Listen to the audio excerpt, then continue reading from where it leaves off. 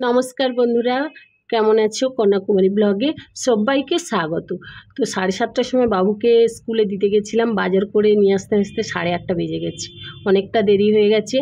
আগে থেকে চিংড়িটা বের করে রেখে গেছিলাম, চিংড়িটা টাটকা ছিল। দেখো একসঙ্গে 5 ফোড়ন, পেঁয়াজ আর চিংড়ি তুলে দিয়ে ভেজে নিয়ে এখানে ঢেঁড়স আলু বসিয়ে দিয়েছি। চিংড়িটা না আলাদাভাবে না ভাজলেও হয়, মানে অতটা গন্ধ বেরোয় না যদি ভালো টাটকা চিংড়ি হয়। আর তো এখানে আমি যেরকমই মশলা দিই আর কি, জিরে গুঁড়ো, ধনে গুঁড়ো আর কাঁচা লঙ্কা তো অবশ্যই কালার হওয়ার জন্য প্রত্যেকটা তরকারিতে অল্প অল্প একটু করে লাল লঙ্কার গুঁড়ো দিই। তো এখানে আমি ঢেঁড়সের তরকারিটা দিয়ে জল দিয়ে দেবো, আর ওদিকে আমি মাছটা ধুয়ে নেবো। মানে আজকাল মানে কত ধরনের যে লোক আছে কি বলবো। আমি বাড়িতে শাড়ি পরি কি নাইটি পরি, আমি চুড়িদার পরলে ওড়না নেই কিনা, বা কুর্তি পরলে ওড়না নেই কিনা, সে আমাকে সবসময় নজরে নজরে দেখছে আর কি, নজরে নজরে দেখে রাখে আর কি। আমি একই মানে জামা কতবার পরি বা কত রকমের জামা পরি, মানে এইভাবে আমাকে নজরে নজরে দেখে রাখে। সামনে এত ভালো মানুষের মতো ব্যবহার করে আর পিছনে এত নোংরামি, এত নোংরা, মানে এত আমার প্রতি এত ঘৃণ্য ভাব। কিছু করার নেই আমার, মানে এত সাহস নেই আমার সামনে এসে কথা বলার, মানে পিছনে আমার নামে এত বদনাম করে। তো যাই হোক, এখানে দেখো কথা বলতে বলতে আমার মাছটা ধোয়া হয়ে গেছে। আর একটা তরকারি করব খুব কম মশলায়, মানে ঝিঙে দিয়ে পাতলা যেরকমই তরকারি হয়, জিরে ধনে দিয়ে, ওরকমই, পেঁয়াজ দেবো না।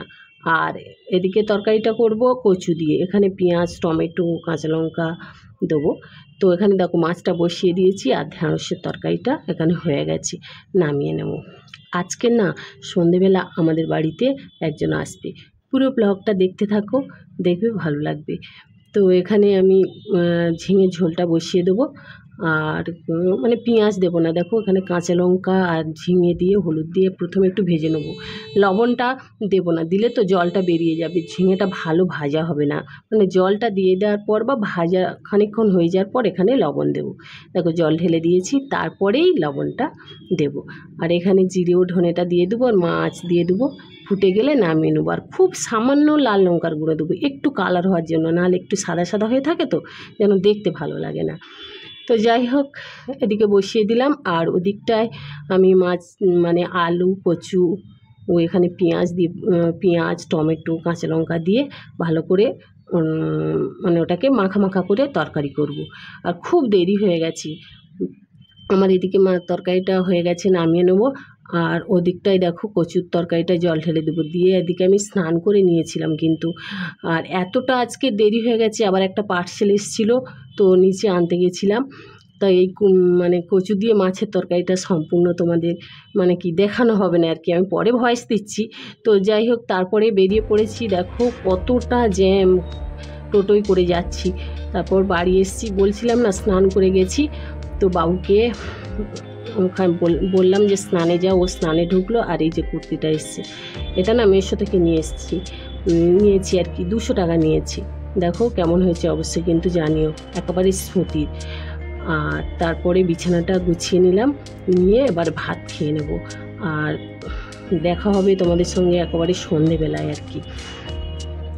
আর বিছানা কি বলবো, যেন ফুটপাতের উপরে বাস করি, তো এত ধুলো হয়, মানে এমনি আমার শরীর খারাপ, আর বেড কভার আমি মানে এত তাড়াতাড়ি আর ধুতেও পারি না।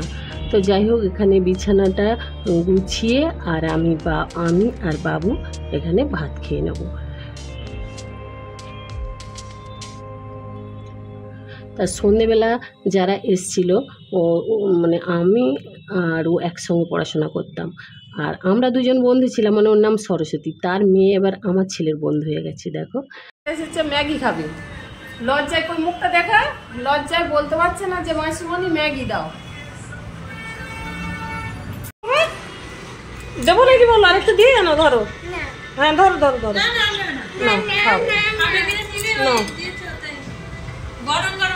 আর একটু পছন্দ, তুইও খা।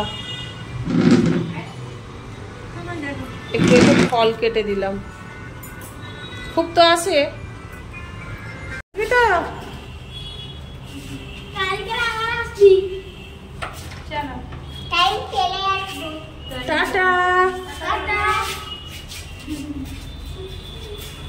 আসি